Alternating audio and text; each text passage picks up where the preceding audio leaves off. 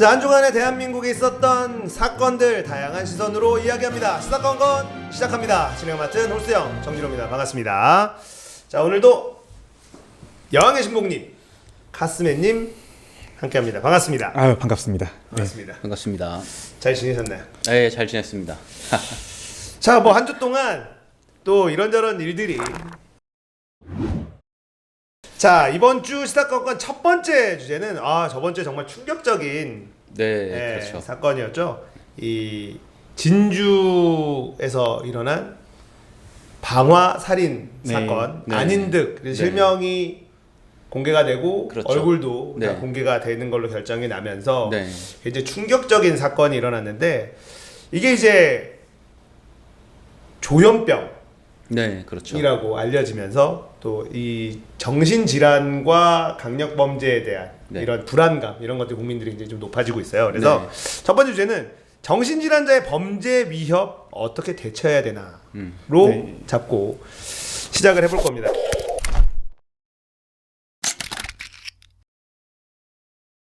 일단 여왕의 진목님이 또 의사 선생님이시기 때문에 예전에도 사실은 이 조현병에 비슷한 대해서 주제를 한번 했었죠. 네. 이야기를 한번 다뤄주셨단 말이에요. 그래서 우리가 이 조현병이라고 하는 것에 대해서 어떤 병인지 좀 정확하게 좀 파악을 할 필요가 있고, 알아야 될 필요가 있고, 또 왜 이런 일들이 벌어졌는지 해서 사건을 보면서 또 한번 좀 짚어보도록 할게요. 제가 지난번에 이 이야기를 했던 게 임세원 교수님 이 네. 환자 때문에 돌아가셨을 때 그때 이제 이슈를 잡고 이야기를 했었는데, 맞아요. 참 세상이 한 번 일어난 일은 계속 일어나잖아요. 한 번도 안 일어나는 일은 영원히 안 일어날 수 있지만 한 번 일어나는 일은 또 계속 일어난다고요. 근데 불과 이제 한 3달쯤 됐나요? 3달쯤 됐는데 그 사이에 또 이런 일이 일어났는데 정말 안타까운 일이고 굉장히 좀 뭐라고 해야 되죠? 잔혹한 범죄였어요. 네, 그렇죠. 그러니까 네. 일단 이게 사건에 대해서만 간단하게 좀 설명을 하면, 진주의 네. 어떤 아파트에서 방화 살인 사건인데 불을 지르고 네. 대피하는 사람들을 기다렸다가 네. 살인을 저지른 네. 이런 사건이에요. 그래서 뭐 12살짜리 여자아이, 뭐 18살 여학생, 70대 노인 등등해서 한 20여 명의 사상자가 발생을 했어요. 근데 이 범인이 안인득이라는 사람이 과거 수차례 조현병 치료를 받은 네. 네. 이력이 네. 있다. 그러면서 이제 그 사이에 최근 동안에는 또 치료를 받지 못해서 이런 사건이 벌어졌다. 이러면서 이제 관리에 대한, 조현병 환자에 대한 관리, 이런 거에 대한 이야기도 좀 나오고 있고, 네. 이분이 그 경찰한테 잡혀서 인터뷰를 이렇게 하는 것도 보면 굉장히 자기가 피해자다. 네, 그렇죠. 굉장히 그 눈빛에 어떤 억울함이 막 묻어 있어요. 근데 이게 그 일단 조현병이라는 것부터 먼저 다시 한번 이야기를 하고 넘어가야 될 것 같아요. 네. 조현병이 이제 말이 한번 순화가 됐는데 예전에는 정신분열병이에요. 네. 예전 정신분열병인데, 정신분열병이란 말이 예전에 왜 생겼냐 하면은 사람들이 이상하게 20살, 30살 되면 그냥 사회인으로서 기능을 못하는, 점점 사회랑 거리가 멀어지는 그런 현상들이 생겼어요. 그래서 예전에는 조현병을 뭐라고 불렀냐면 조발성 치매라고 불렀어요. 치매가 일찍 왔다, 저 사람은. 그렇게 불렀는데, 알고 보니까 그게 아니고 이제 그 뇌나 아니면 신경에 이상이 생겨서 그게 그렇게 병으로 변화되는 거고, 이게 하나의 병이다 라고 정립이 된 지가 이제 한 200년쯤 돼요. 200년쯤 되는데, 그 전에는 조현병에 걸린 사람들은 다 미친 사람이었죠. 미친 사람들이었는데, 이 조현병이라는 게 절대 드문 병이 아니에요. 제가 지난번에도 말씀드렸지만 우리나라의 1%는 조현병이에요. 우리나라 1%는 조현병인데, 그러면 우리나라 5천만 명이니까 지금 인구로 따지면 한 50만 명은 조현병인 거예요. 네. 조현병인 건데, 이 조현병을 실제로 지금 조현병으로 치료받고 있는 사람이 우리나라에 20만 명쯤 돼요. 20만 명쯤 되는데, 그럼 30만 명은 도대체 어디가 있는 거냐. 30만 명은 이미 숨겨져 있는 채로 사는 거죠. 근데 우리가 지나가면서 저 사람 너무 이상해, 아니면 저 사람이 사회적으로 뭔가 문제가 있어, 그런 사람들은 상당수는 조현병의 가능성이 있는 사람들인 거예요. 그 예를 들면 우리가 길거리 가다 노숙자 같은 경우에 막 중얼중얼거리고 뭐 이런 사람들 있잖아요. 네. 네. 지하철 그런 데서. 네, 뭐 그래서 계속 혼잣말하고 지나가는 사람 시비 걸고 막 이러는데 다 사람들을 피하고 그렇죠. 그런 사람들 중에 상당수는 조현병일 가능성이 있는 사람이죠.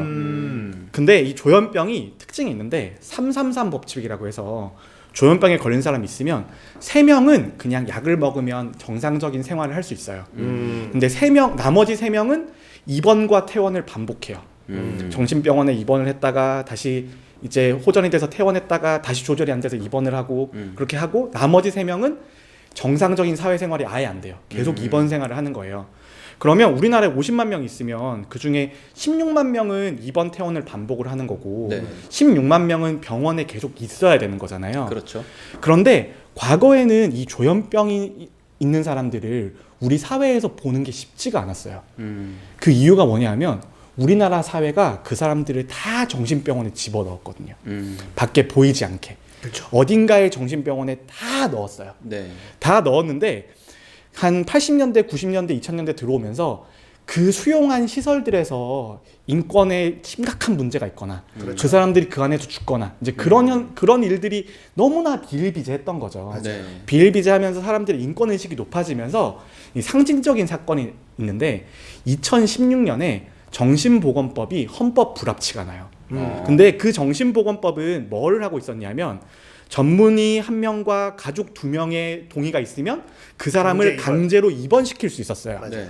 그러면 이때까지는 1950년대부터 2016년까지는 그래도 가족이랑 정신과 의사 1명만 있으면 그 사람을 정신병원에 넣을 수 있었다고요.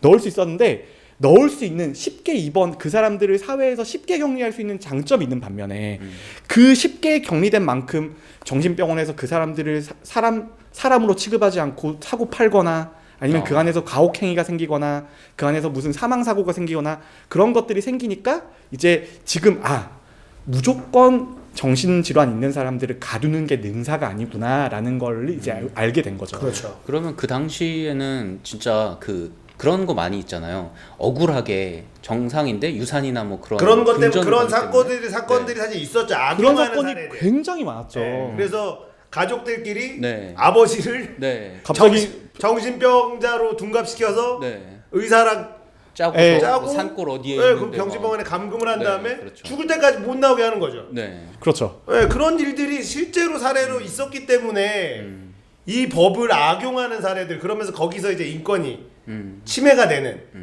네, 이런 사례들이 있었죠 실제로. 근데 이번 사건은 그 범행을 저지른 사람이 과거까지 치료를 받다가 치료를 중단하고 자의적으로 나왔거든요. 예전에 입원을 했었는데 자의 퇴원을 해서 나왔어요.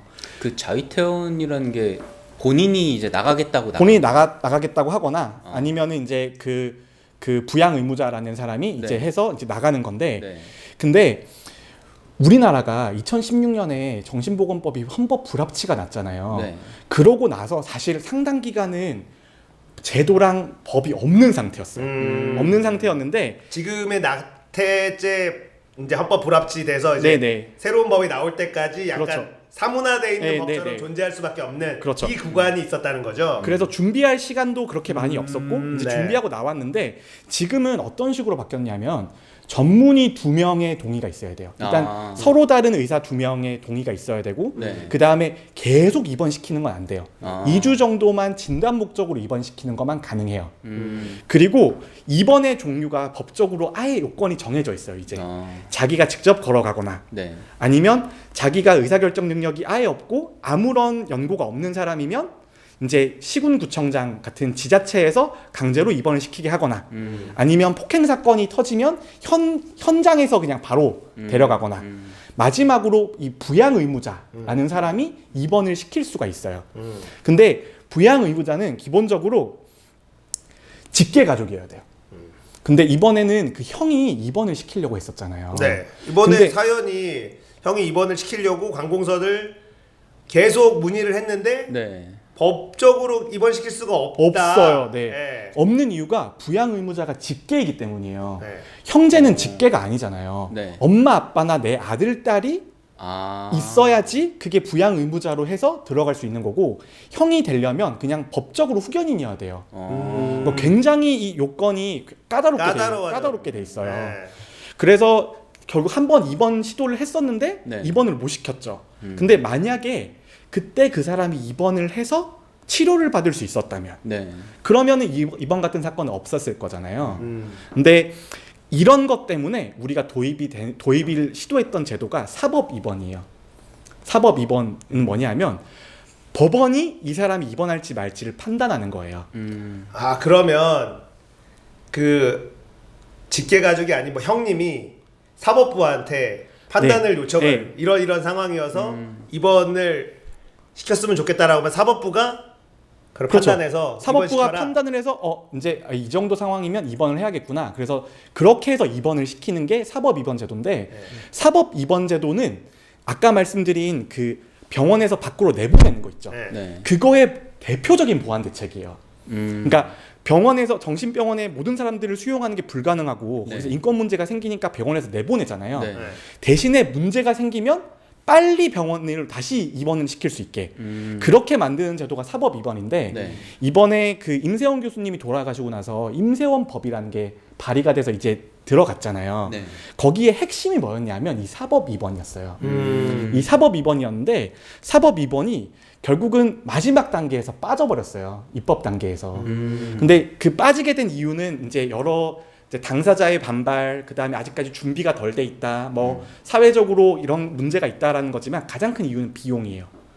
예를 들어서 그 많은 정신질환자들을 사법부에서 그걸 다 판단을 하면 그러니까 저도 그게 너무 많은 업무 부담이 걸리잖아요. 효율성이 너무 떨어질 것 같아. 거기다가 사법부면은 판사들이 결국은 그렇죠. 결정을 해줘야 되는데 판사들이 상황을 듣고 그걸 결정을 해줘야 되는 거죠. 의사가 결정을 하는 게 더 합리적이지 않나라는 생각이 그냥 잘 모르는 제 네네. 입장에서도 네. 딱 이걸 왜 판사가 이거를 입원시키지 말지를 왜 판사가 결정을 하지 의사가 결정하는 게 더 네. 깔끔한데라는 생각이 드는데 근데 의사는 의학적 판단을 하는 거지 의사가 그 사람을 신체를 구속할 수 있는 권한이 있는 건 아니잖아요. 근데 이 정신질환이라고 하는 거는 일반 치료랑은 달라서 결국은 우리가 이때까지 그 수많은 시행착오를 거쳐서 겨우 정신병원에서 사람들을 밖으로 내보내서 사회로 복귀시킨다는 것까지는 동의가 된 사실이잖아요. 네. 그런데 거기서 다시 의사가 그 권한을 가지고 또 다시 입원을 시키면 과거로 후퇴하는 거잖아요. 네. 그러니까 그런 식의 이제 작용들이 맞물리면서 최근 3, 4년간은 이게 공백이에요, 사실. 지금 이런 상황에서는 공백이 있을 수밖에 없고 그렇죠. 그런 상황에서 이제 이런 것들이 계속 생기니까 이제 공격이 들어오는 거죠. 오히려 정신질환자는 위험한 게 아니냐. 네. 그렇죠. 정신질환자는 위험한 게 아니냐라는 공격이 들어와요. 그런 게 일반인들은 그 정신질환자에 대한 그 공포심이 있잖아요. 네. 워낙 뭐 미디어나 소설이나 영화 같은 데서도 보면 그 뭐 사이코들이 이제 무슨 범죄를 저지르는 게 좀 많이 무섭죠. 있었고 사실 그 네. 노숙자들 같은 경우에 계속 중얼중얼거리고 막 시비 걸고 이런 거 보면 네. 딱 갑자기 그냥 무섭죠 그냥. 사실 저도 무서워요. 네, 무서운 건 네. 사실이에요. 네. 진짜 갑자기 칼이라도 꺼내면 네. 그 일반적으로 이제 지난번에 뭐 마리텔에도 나왔잖아요. 김동현이 칼 든 사람은 일반인은 못 이기잖아요. 김동현 도망가야지. 네. 도망가야죠. 무조건 도망가야 되는데 뭐 갑자기 뒤에서 이렇게 칼을 찌를지도 모르고 이런 그 일반인들의 있지. 공포가 분명히 저는 있다고 생각을 하거든요. 그렇죠. 그래서 그 오늘도 KBS 뉴스에 나왔는데 과연 정신질환 있는 사람들은 일반 사람들보다 범죄율이 높을까? 네. 그런 식의 통계를 내보내요. 네. 근데 사실 그 통계도 완전한 100%의 현실을 말해주진 않아요. 근데 그런 통계를 보면 정신질환 있는 사람은 일반 인구 집단보다 범죄 비율이 낮거든요. 그 이유는 정신질환을 치료를 받고 있으면 대부분 밖에서 사회활동을 하지를 못해요. 대부분은 자는 것처럼 지내거나 그 행동 수준이 굉장히 떨어진다고요. 그래서 이제 그런 것들이 맞물리면서 범죄율이 낮아 보이는데 하지만 그런 범죄율 통계는 대부분 미국에서 나온 거예요. 미국에서 나와 있는데 미국은 이미 사람들이 다 총으로 쏴 죽이는 세상인데 그렇죠. 거기에서 정신질환의 범죄율이랑 이런 것들의 범죄율을 비교를 하면 우리나라는 현실이 좀 맞지 않고 우리나라에서는 이 정신질환자들이 어느 정도의 범죄 비율을 가지고 있는지에 대해서는 아직까지도 정확한 데이터가 없어요. 정확한 데이터가 없는데 근데 실질적으로 이 통계라는 거는 사람들이 어떤 목적을 가지고 그 자료를 만드냐에 따라서 굉장히 많이 달라지잖아요. 맞아요. 그래서 그렇죠. 전체 정신질환자를 다 때려놓고 그 사람들의 범죄 비율을 보면 그건 낮을 수도 있어요. 하지만 또 다른 목적을 가지고 밖에서 증상이 정말 심한 사람들이 강력 범죄를 저지를 확률만 또 딱 측정해서 본다면 네. 그거는 일반 사람보다 높을 수도 있죠. 네. 그렇죠. 그러니까 그거는 결국 그런 통계는 세상에 하나도 도움이 안 돼요. 음. 그런 식으로 세상을 설명하는 건 하나도 도움이 안 되는 거고, 이제 어떤 식으로 이해하는 게 도움이 되냐 하면 결국은 이 범죄는 가난의 문제예요. 그러니까 그 너무 이제 중간에 논리적인 비약이 있다고 생각할 수 있는데, 지금 사건이 일어났던 아파트는 굉장히 소득 수준이 낮은 사람들이 살던 아파트였어요. 네, 임대 맞아요. 아파트. 임대 아파트고. 그런데 결국 정신질환이 있으면 그 사람들은 밖에서 돈을 못 벌잖아요. 네. 돈을 못 벌어서 그 사람들의 소득 수준이 떨어져서 항상 위에서 살다가 더 아랫 동네로 내려가게 돼 있다고요. 네. 더 이제 소득 수준이 낮은 동네로 내려가게 돼 있어요. 그렇겠죠. 그러면 소득 수준이 낮은 사람들은 실제 정신질환 있는 사람들이랑 부대끼면서 살 수밖에 없는 거예요. 네. 그리고 만약에 이게 이런 사건이 강남 아파트에서 일어났다. 음. 그러면 입원이 안 됐을까요? 입원이 됐겠죠. 그랬겠죠. 그러니까 입원이 됐겠죠. 그러니까 이런 제도 같은 것들을 잘 알고 있는 사람들이 잘 대처를 해서 지역 사회 안에서 어느 정도의 해결이 됐겠죠. 연락을 하거나. 근데 이게 임대 아파트였고 그런 것들을 잘 모르는 사람들이었기 때문에 오히려 그런 것들을 해결할 수 있는 기회를 놓친 거예요. 그런데 이번에 그런 문제도 있었잖아요. 그러니까 이게 경찰한테 여러 번 얘기를 했다. 하지만 경찰에서는 이거를 이제 그냥 넘어갔다. 왜냐면은 그 전에 이제 병원에 이제 올해만 5번인가 6번 이렇게 병원을 갔다 와서 치료를 받았었고, 그리고 그 전에 CCTV나 그런 걸 통해서 이제 층간소음이라든지 아니면 윗집으로 가가지고 이제 오물을 뿌린다든지 하는 그런 위협 행동을 한 그 네. CCTV도 나왔거든요. 그러니까 그 주변 그 사람들과의 트러블이 이제 계속 있었음에도 불구하고 이제 경찰에서는 그런 것들을 이제 귀담아 듣지 않았다. 이런 그 문제 의식도 좀 있더라고요. 그 만약에 말씀하신 것처럼 그 강남 뭐 좋은 아파트에서 그런 일이 있었다라고 하면은 그런 사람들 입장에서는 그 사람들도 마찬가지로 똑같은 행동을 했을 거 아니에요. 경찰에 신고를 네. 하고 그러면 이제 그랬으면 이제 대처가 좀 달랐을 수 있죠. 네, 이런 얘기도 이제 이 사건에 대해서 그 가난한 사람들의 뭐 그런 거를 좀 경찰에서 덜 들은 거 아니냐라는 그런 얘기들도 있긴 있었습니다. 네. 그렇게 바라볼 수도 있죠. 네. 있긴 있는데, 근데 경찰 입장 생각해 보면 정신질환자가 네. 그렇게 난리를 치고 네. 하는데 얼마나 짜증나고 힘들겠어요, 솔직히. 네. 근데 지방에 있는 지역 경찰이라는 게 생각보다 하는 잡일들이 엄청 많아요. 엄청 많은데 정신질환자가 한 명이 그런 사람이 있으면 네. 경력의 상당 부분이 이미 거기에 들어가 있을 거라고요. 그러니까 결국은 경찰한테 이거를 다 맡기고 경찰이 다 해결해라. 이거는 답이 아니에요.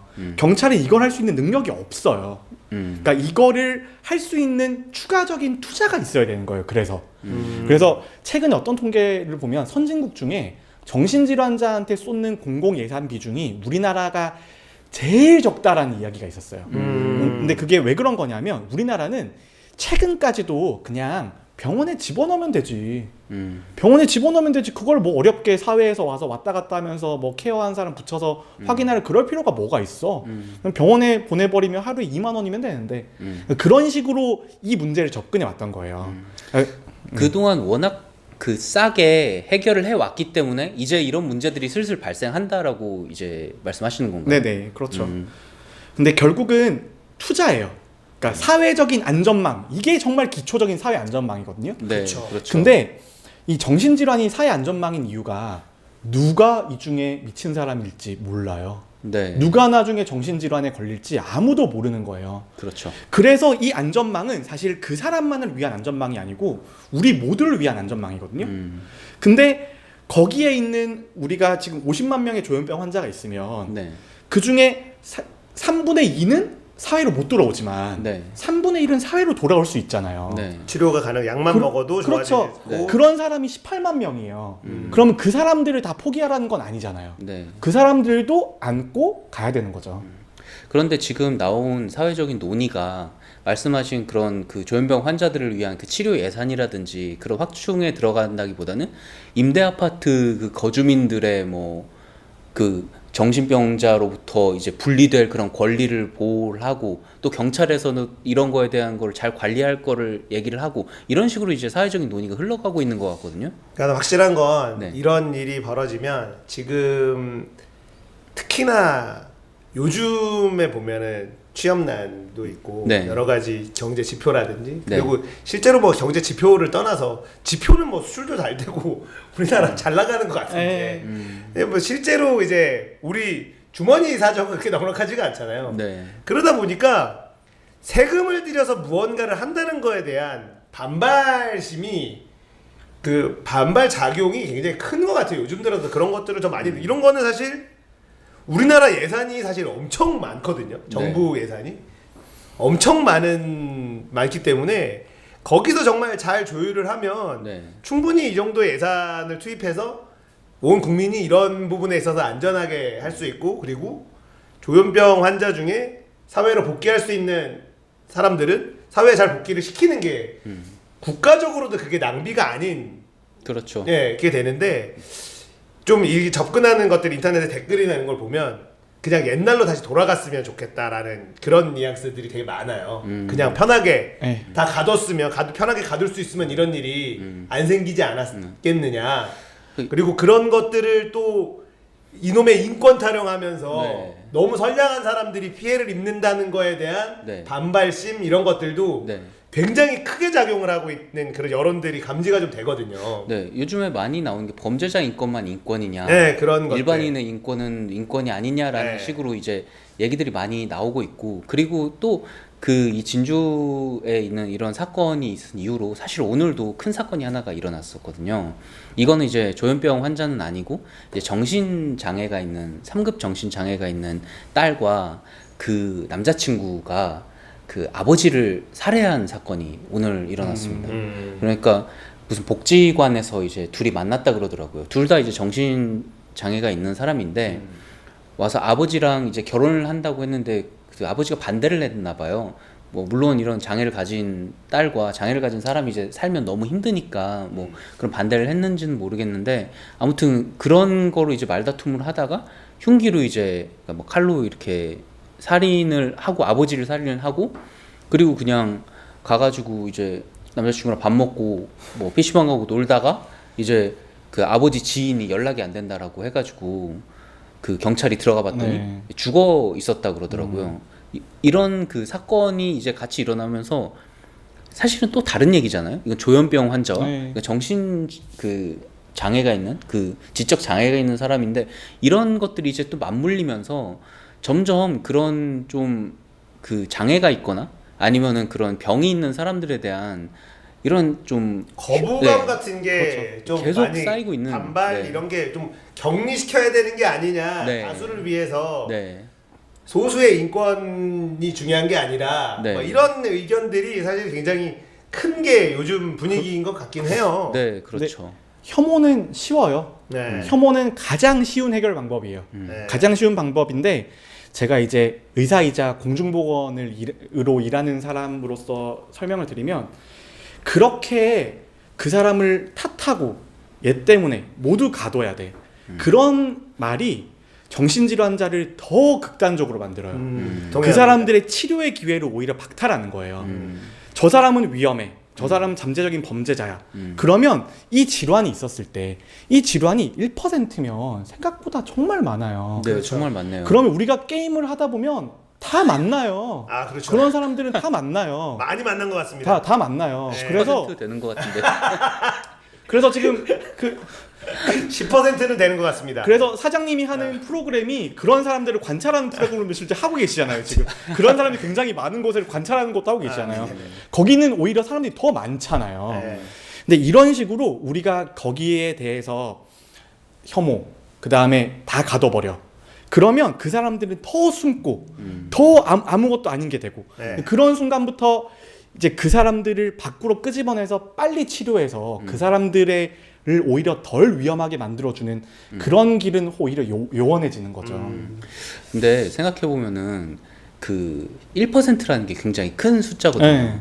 그리고 저희 시사건건도 이제 5천 명이 지금 구독자 수 구독자 5천 5천 명을 명이 됐기 때문에 네. 어쩌면 그 중에 50명이 잠재적인 그런 혹은 그 증상을 가지고 있는 사람일 수도 있다는 생각을 하거든요. 그런데 그런 사람들이 이제 자기를 그것도 이제 중증이 있고 경증이 있고 또 뭐 치료가 가능한 그런 것들이 있을 거 아니에요.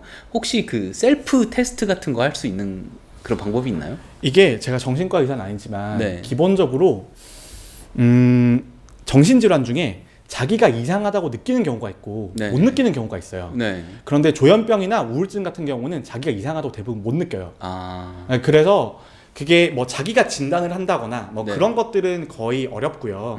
근데 가장 쉬운 게 망상장애는 그래도 내가 인식만 있다면 네. 빨리 알아차릴 수는 있죠. 누가 자기를 해하려고 한다거나 그러니까 누가 자기를 뭔가 도청하고 있다거나 이제 그런 것들이 흔히 생기는데 그런 것들은 잘 안 그래요, 세상이. 세상은 원래 기본적으로 여러분들한테 관심이 별로 없어요. 그렇죠. 네. 그렇습니다. 그래서 뭔가 해하거나 그럴 생각이 전혀 없거든요. 세상은 선의가 있는 게 아니고 아무런 의도가 없어요. 대부분은. 그렇죠. 네. 무풀이죠, 무풀. 네, 그냥 무풀이에요. 무풀. 그냥 그런 일이 없어. 그래서 혹시 그런 일이 있으면 요즘에는 그나마 예전보다 정신과를 가는 거를 좀 덜 거부감을 느껴 하잖아요. 그렇죠. 덜 거부감을 네. 느껴 하잖아요. 이게 그나마 발전을 한 거예요. 그렇죠. 이게 그나마 발전을 한 거예요. 예전에는 정신과 병원에 간다는 것 자체가 터부시되던 네. 정신과 치료를 받으면 그냥 미친놈이 돼버리는. 네. 예. 지금은 이제 정신과 의사한테 상담을 받고 약물 치료라는 거가 네. 예. 그거 가지고 뭐라고 하는 그런 분위기는 많이 줄어들었으니까. 그 우울증이 자기가 있다고 얘기를 하는 사람도 되게 많아졌고 그리고 그 미디어에서 특히 미드나 그런 걸 보면 주인공이나 아니면 그런 사람들이 그 우울증 때문에 그런 정신과의 상담을 받고 네. 그런 거가 이제 심리 많이 치료를 나오죠. 받는 게 너무 흔하게 이제 나오잖아요. 그렇죠. 그래서 그런 것 때문에 좀 거부감이 많이 줄어든 것 같기는 미국 영화 해요. 보면 되게 칼처럼 시간 딱 되면 가라고. 딱 정신과 의사가 상담 딱 하다가 가세요. 다음 시간에. 그런 거 아니, 보고. 한니발 보셨어요? 대부분 그렇게 나오잖아. 미국 다 시간 딱 돼서 다음에 얘기하자고 막 이렇게 해서 보내던데. 아예 대충 그래도 그렇게 말하면 신뢰가 깨지잖아요. 간호사가 와서 다 됐다고 말해주겠죠. 저 다 끝났는데요. 상담 되게 딱. 상담자는 내 편이어야 되는데 이제 어렵게 라포라고 하나요? 네. 형성해 놨는데 근데 그 참 이번 사건을 느끼면서 댓글 같은 걸 보면서 우리나라가 아직까지 굉장히 유교주의적 전통이 많이 남아있구나라는 걸 좀 느껴요. 근데 유교주의적 전통은 저는 뭐라고 생각하면 작은 정부를 선호하고 그 다음에 복지에 있어서는 가족 안전망을 우선시하는 거가 저는 유교주의적 문화의 잔재라고 생각하거든요. 그럼 뭐냐면 정부가 큰 돈을 들여서 복지 사업을 한다거나 뭔가 그런 거를 그러니까 큰 정부의 느낌으로 예산 집행을 하는 거에 대해서 우리나라 국민들은 굉장히 거부감을 느끼잖아요. 네. 그래서 실질적으로 선진국들 중에서도 공공 지출의 비중을 보면 우리나라가 굉장히 작은 정부 사실 네, 굉장히 그렇죠. 작은 정부이고 두 번째로는 이런 정신질환이 있거나 뭔가 문제가 있으면 가족 안에서 그걸 해결하려는 문화가 얼마 전까지만 해도 있었어요. 네. 예를 들어서 집에 치매 걸리신 할머니나 할아버지가 계시면 네. 며느리가 그걸 다 수발했잖아요. 이때까지. 그렇죠. 근데 이제 지금 세대에 와서는 이제 핵가족화가 되고 그러면서 이게 무슨 가족이 다 수발을 하냐. 그렇죠. 국가가 책임져야지. 네. 라는 말이 나온 게 불과 10년밖에 안 됐어요. 이번에 문재인 대통령도 대선 공약으로 치매는 국가가 책임을 지겠다. 아 근데 그게 정말 저는 혁명적인 패러다임의 전환이라고 저도 생각하거든요. 그건 굉장히 큰 예. 무조건 국가가 책임져야 된 이게 가족이 파탄나는 질환이기 때문에 네, 맞아요. 국가가 책임을 져주는 게 네. 굉장히 온당하다라는 생각이 들었거든요. 그래서 이제 그런 치매부터가 시작이에요. 근데 사실 치매도 공격성을 보이는 사람들이 있거든요. 그래 조현병이라고 해서 공격성이 꼭 다 있는 것도 아니에요. 그렇죠. 근데 그 조현병이든 치매든 간에 결국은 그 공격성은 자기보다 약한 사람한테 표출이 되는 거예요. 대부분. 그 강남역 그 화장실에서 난 살인 사건도 네. 사실은 조현병 환자였고 네. 그게 여자 화장실에 숨어 있다가 네. 그런 살인이 벌어진 거죠. 그래서 이제 여성 쪽에서 주장하는 거는 저는 100% 동의하지 않지만 그들이 느끼는 불안감도 어느 정도는 이해를 해요. 그건 이해하죠. 왜냐하면 길거리 지나가다가 이상한 소리를 하는 사람들이 저 같은 아저씨한테는 절대 안 그래요. 그럼요. 지나가면 여자아이한테 뭐라고 하거든요. 그렇죠. 자기보다 약한 신체적으로 마동석 지나가는데 조현병 환자가 시비 걸겠냐고요. 안 걸어요. 안 절대 걸어요. 안 걸어요. 예, 그리고 뭐 그런 거 있잖아요. 자기 그 분노 조절 장애. 분노 조절 장애 치료사 뭐 그런 분노 거. 조절 그렇죠. 장애가 그런 마동석 앞에서 분노 조절 잘해로 바뀌어요. 분노 조절 잘 되죠. 그러니까. 무서우니까. 그래서 이번 그 사건 같은 것 때문에 그 약간 PC한 쪽에서는 묻지마 살인이라는 얘기를 하지 말라는 얘기도 있긴 하더라고요. 묻지마 살인이란 말은 없어요. 네. 자기보다 약한 애들만 묻지마 하는 거예요. 네. 자기보다 강한 사람은 절대 공격하지 않죠. 자기가 제압당할 가능성이 있으니까. 그렇죠. 그러니까 그런 공격들은 무조건 자기보다 약자한테 표출이 되는 거예요. 그런데 그런 것 중에 조금 이제 예외적인 사건이 지난번에 있었던 강서구 PC방 살인 사건 같은 경우에는 자기보다 키도 크고 덩치도 큰 사람에게 이제 공격성이 발현이 됐었던 거잖아요. 이거 같은 경우에는 그런 것도 이제 네. 케이스 바이 케이스인데 네. 그 사람은 흉기로 기습을 하는 상황이었고 그런 거는 자기가 당연히 그때부터 강자죠. 그리고 그 이런 거는 굉장히 일반화하기가 어려워요. 일반화하기가 어려운 그래서 어려운 것 같아. 네. 그래서 강서구 살인 사건 같은 경우에도 결국은 정신질환이 있었던 걸로 지금 결국 나오고 있는 걸로 알고 있는데 네. 근데 이 정신질환이라고 하는 것도 범주가 정말 다양해요. 그러니까요. 예, 정말 다양해서 이게 하나로 그냥 혐오 이렇게 하는 거는 너무 세상을 쉽게 보는 거예요. 세상은 그렇게 호락호락하지 않아요. 그러니까 이게 그 피해를 입을 수 있다라고 생각하는 그 일반 국민들한테 퍼지는 정서는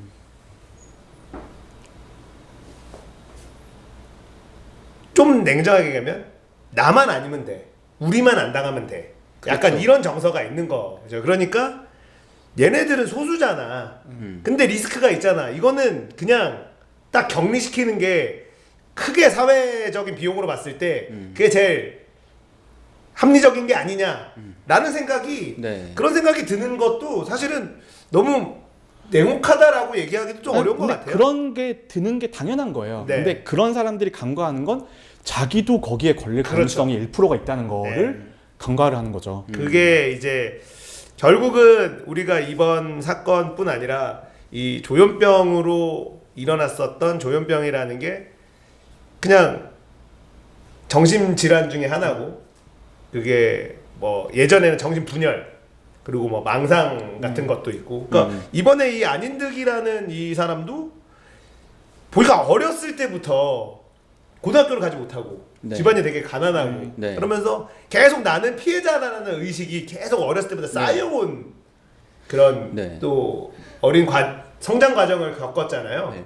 그 피해망상 환자라고 얘기를 하더라고요. 그러니까 자기가 이제 계속 사회에 차별을 받았고 주변에 있는 아파트에 있는 사람들이 자기를 괴롭히고 층간소음 그런 걸로 괴롭히고 자기를 못 살게 군다. 그렇기 때문에 이번에 보니까 그 범행하기 위해서 아예 그 주유소 가가지고 10리터짜리 이제 기름을 사가지고 오고 그리고 이제 흉기도 미리 준비를 해놓고 그러니까 머릿속으로 계속 그런 생각을 하다가 이제 결국에는 범죄를 저지른 거라고 이제 나오더라고요. 그러니까 이게 정신병이 다른 질환하고는 좀 달라서 다른 질환은 뭐 암이다 그러면 암세포가 이만하다. 그렇죠. 1기다 2기다 이게 시각화시킬 수 있잖아요. 딱 보고. 근데 정신질환은 그게 아니잖아요. 뇌를 찍었는데 얘 정신질환 세포가 요만큼 있네? 그러니까 얘는 중증 환자고 이게 아니잖아요. 저랑 한 7, 8번 보시더니 드디어 어느 정도 이해를 하시는군요. 이게 그러니까 이거를 뭔가 딱 사회적으로 재단에서 뭔가 처리하기가 되게 어려운 영역인 건 확실한 것 같아요. 네, 시청자들도 많이 발전하셨으리라 네, 그렇죠. 느낍니다. 그리고 심지어 자기는 정신병인지 모른다 그러잖아요. 네, 그게 무서운 거죠. 그게 그 뭐 암이나 그런 건 내가 아프고 네. 내가 어디가 안 좋나라고 그 셀프 진단이 어느 정도는 되는데 그렇죠. 근데 이제 그런 뭐 조현병 같은 경우에 자기가 이제 병이 있다는 걸 모르면 그러면 이제 주변 누군가가 그걸 대리해줘야 되는데 참 그런 것도 이제 참 그게 참 어렵게 돼 있거나 그 예산 문제로 그게 좀 빡빡해지면 확실히 그런 문제가 생길 것 같기는 하네요. 이게 참 어려워요. 참 어려운 문제고 해결도 잘 안 되고 하지만 우리가 해결은 해야 되는 문제인 맞아요. 거죠. 그렇죠. 근데 저는 이번에 이런 것들을 보면서 아무리 우리도 유튜브에서 하고 있지만 언론이 사건을 대하는 자세가 저는 너무 불만이에요. 맞아요. 결국은 언론 기사도 클릭이고 우리도 클릭이죠. 우리도 그렇죠. 클릭인데 근데 조현병 환자가 저지른 범죄를 자세하게 묘사하는 게 과연 이 문제를 해결하고 이런 걸 알리는데 무슨 도움이 돼요? 클릭엔 도움이 되죠. 클릭엔 도움이 되죠. 그렇죠. 근데 오히려 그게 혐오를 조장하고 그것 때문에 문제가 더 해결이 안 되는 거거든요. 맞아요. 해결을 방해하는. 네, 해결을 방해하는 거죠. 그래서 최소한 우리도 유튜브에 나가지만 네. 우리는 사실 어떻게 보면 공중파보다 우리가 더 엄격한 우리만의 도덕적 기준이 있잖아요. 그렇죠. 아니, 저는 굉장히 엄격하죠. 있거든요. 네. 저는 굉장히 엄격한 도덕적 기준이 있어요. 거기에 따라서 이야기를 하는 거기 때문에 결국 이게 우리가 왜 이렇게 새벽에 모여서 이야기를 하겠어요? 세상을 좀 더 좋은 방향, 그렇죠. 우리가 생각하기에 아름다운 방향으로 가기 위해서 이렇게 살고 있는 거잖아요. 그렇죠. 그러니까 저는 이제 이 문제를 해결하기 위해서는 결국은 혐오를 좀 걷어내야 되는 거고, 혐오를 걷어내고, 그리고 이 사회적 안전망 구축이라는 거에 대해서, 거기에 들어가는 비용에 대해서 네. 결국 그 비용이 낭비가 아니라 길게 봤을 때는 그런 데 쓰는 비용이 네. 이익으로 돌아온다라는 공감대가 네. 형성이 돼야 돼. 이거 시간이 걸릴 것 같아요. 네. 근데 이게 또 정치 논리화 되니까 짜증나는 게 이게 결국은 그렇게 되면 국가에 소속돼서 서비스를 제공해 주는 사람이잖아요. 그렇죠. 공무원이에요. 네. 그럼 이런 사람 많이 뽑겠다고 하면 공무원 증원하네? 이렇게 되는 거예요. 맞아요. 그 이 논리가 무한 루프가 이걸 네. 우리가 어떻게 극복을 해야 되냐. 우리가 진짜 공무원 늘리는 거가 굉장히 공무원 늘리면 안 돼. 이게 이제 굉장히 좋은 어떤 프레임이거든요. 세금을 많이 써야 되고 뭐 이게 공격하는 게 월급도 월급인데 공무원 연금 봐라 지금 공무원 연금 때문에 지금 다 갉아먹는데 공무원을 더 늘린다고 막 이렇게 공격이 딱 좋은 그렇죠. 프레임이잖아요. 세금 낭비 안 돼. 그렇죠. 이런 아, 거죠. 근데 그게 굉장히 우리나라 사회를 발전시키는 중요한 철학이기도 해요. 우리나라는 정말 근검절약해서 이렇게까지 국가 재정을 방만하지 않게 꽉 짜지게 운영하는 나라가 어디 있어요. 그것도 맞죠. 네, 그렇긴 한데 쓸 때는 이제 쓰자고요. 우리가 이제 예전처럼 허리띠 졸라매고 살던 그런 국가까지는 아니잖아요, 이제. 그러니까 이미 벌써 덩치가 너무 커져서 우리 위에 몇 나라 없어 이제. 잘만 운영하면 이거 해결할 수 있는 돈은 충분히 있어요. 아, 이 정도는 있어요. 네. 이 정도는 있다고요. 충분히 있습니다. 근데 이거를 이제 정치하는 사람들이 프레임화 시키고 쟁점화를 시켜서 이거를 해결하려고 그러는데 그런 혐오를 조장해서 갈등을 부추기고 그런 거를 이용하는 정치하는 사람들과 또 이 언론들이 사실은 더 큰 문제죠. 더 큰 문제죠. 네, 그건 확실한 것 같아요. 그리고 이 정신보건법의 가장 큰 주적이 누구냐면 이재명 지사예요. 이재명 지사 때문에 이 정신보건법 개정 논란이 자꾸 변질이 돼요. 중간에 프레임이 씌워지고 그래서 그분이 죄를 지었건 죄를 안 지었건 어쨌든 그 이슈화를 된다는 것만으로 해도 우리나라 정신보건에 큰 죄를 짓고 있어요. 사실 이슈화가 된다는 것만 해도. 저는 그거는 어떻게 보면 억울할 수 있잖아요. 억울할 수 만약에 이재명 지사가 잘못하지 않았어요. 이번 재판 판결 좀 있으면 나올 건데. 네. 그래서 만약에 그 부분에 대해 형님 강제 입원이나 이 부분에 대해서 무죄가 나왔다라고 하면은 이거에 대한 어떻게 보면은 강제 진단을 하려고 했다라고 이재명 지사는 주장을 하고 있고 강제 입원을 시키려고 했다라고 검찰은 주장을 하고 있고 이게 이제 법리 싸움을 하고 있는 거잖아요. 네. 근데 지금 이 진주 이 안인득 사건 같은 경우는 강제 진단과 강제 입원을 시킬 수 있었다면 네. 이런 피해가 없었을 텐데 네. 라고 지금 생각하는 부분이 있어서 뭐 판결에 이 사건이 이재명 지사의 판결에 어떤 영향을 끼칠지는 전혀 알 수는 없지만 좀 생각해보는 계기가 되지 않을까라는 생각이 들기는 해요. 사실 그러니까 이게 직접적인 접점은 없어요. 네. 접점은 없지만 이게 결국 강제 입원, 강제 진단에 대한 그런 것들이잖아요. 네. 이 이슈가 정치권의 이슈로 존재함으로써 여기서는 이제 프레임화되는 거예요. 이걸 찬성하는 사람과 반대하는 사람이 정신보건이나 정신질환이 있는 사람들의 인권이나 이런 것들의 목적이 아니고 자신의 정치적 이익으로 이제 주장을 하기 시작하는 거죠. 그렇죠. 그럼 그게 다시 발전을 저해야죠. 사실.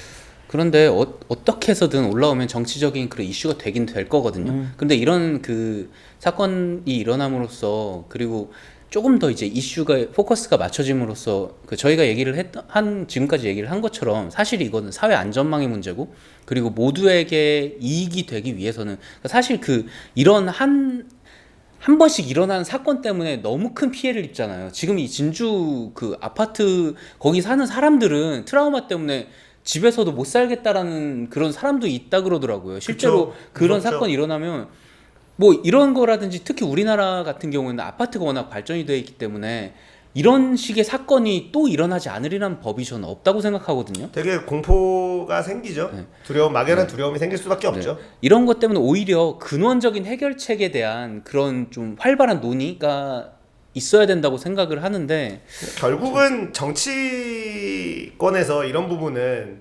정쟁으로 삼는 게 아니라 네. 뭔가 좀 발전적으로 네. 실효성 논의를- 있는 대안을 네, 해야죠. 네. 논의를 해줘야 되는데 이거를 이제 사회 안정망 구축을 위해서 뭔가를 하자라고 하면 왜 국가 세금을 거기다 쓰느냐 우선순위가 이게 먼저가 아니다 뭐 이러면서 또 네. 이제 프레임화되고 정쟁화 되니까 네. 이런 사건이 진짜 이렇게 큰 사건이 터져야지 사실은 이제 논의가 조금 앞으로 나가고 이게- 좀 앞으로 나가고 이게 현실이잖아요. 네. 이게 합의가 될 수 있다고 봐요. 저는 이런 사건을 계기로 그냥 기존에는 이제 좌우 정치 쟁점 수준이었던 게 이제 실제로 이런 사건이 크게 하나 터지면 누군가가 이제 예산 아끼자라는 얘기를 이제 못 하거든요. 그러니까 이런 방법으로 하자 아니면 저런 방법으로 하자가 되는 거라고 저는 생각을 해요. 그러니까 사실은 아까 얘기한 동의합니다. 것처럼 법안이 잘 정비가 돼 있었으면 네. 막을 수 있었던 사건인데 그렇죠.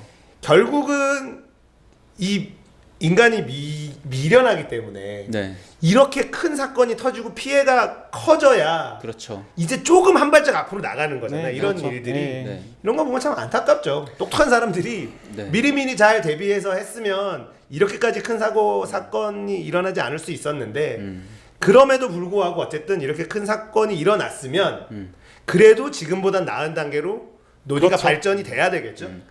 참 저는 사회 안전망이라는 게 되게 중요하다고 생각을 요즘에 더 많이 하게 되더라고요. 그러니까 뭐 또 딸 얘기인데 네.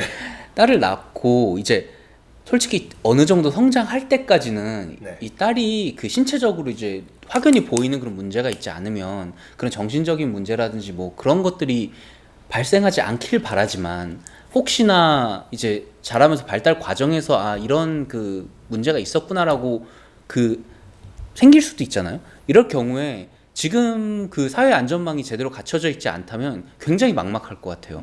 내가 이 아이를 내 딸인데 내가 어떻게 키워야 될까라는 거에 대한 그 두려움도 있을 것 같고 그리고 그렇죠. 그런 거 굉장히 네. 크죠. 그러니까 이게 1%라고 하면은 정말 작지 않은 그 비중이잖아요. 가차 게임 해보면 네. 1%면 해자예요. 그렇죠. 네, 1%면 정말 생각보다 자주 나와요. 네. 그래서 이게 우리나라가 지금 현재 제가 이제 조카가 다운증후군 네, 네, 조카가 있어요. 음, 장애를 가진 아이들을 키우는 데는 진짜 많이 좋아졌어요. 국가가 해주는 이런 것들이 정말 장애를 가진 아이를 어느 정도 선까지 잘 키울 수 있게 돈이 있고 없고를 떠나서 네. 그래서 돈이 많은 사람도 돈이 적은 사람도 장애를 가진 아이를 어느 정도 키우는 데는 국가가 정말 많은 것들을 해줍니다.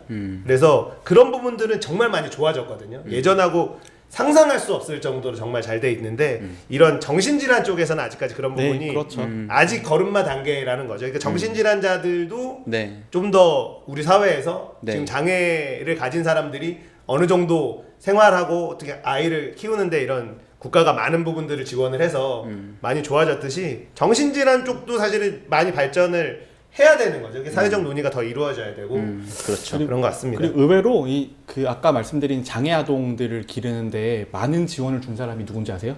나경원 의원이에요. 그렇죠. 네, 나경원 본인- 의원이 생각보다 굉장히 많은 기여를 했어요. 본인의 그렇죠. 또 아이가 자식이. 다운증후군도 네, 있기 굉장히 많은 때문에 기여를 해서 네.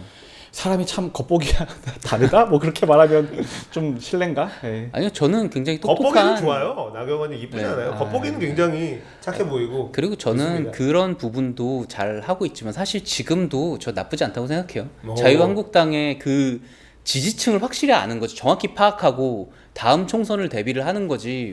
토착 외구라는 소리 듣는 거 빼고는 뭐 그 정도 들을 정도로 줘서 이제 더 이제 지지를 받는 그런 지지층이 분명히 있는 거잖아요. 아, 근데 저는 그래서 좀 안타까움이 많아요. 나경원 의원에 대해서는 좀 안타까움이 있어요. 예. 알겠습니다. 자, 일단은 요 이야기는 여기서 마무리를 하도록 하죠.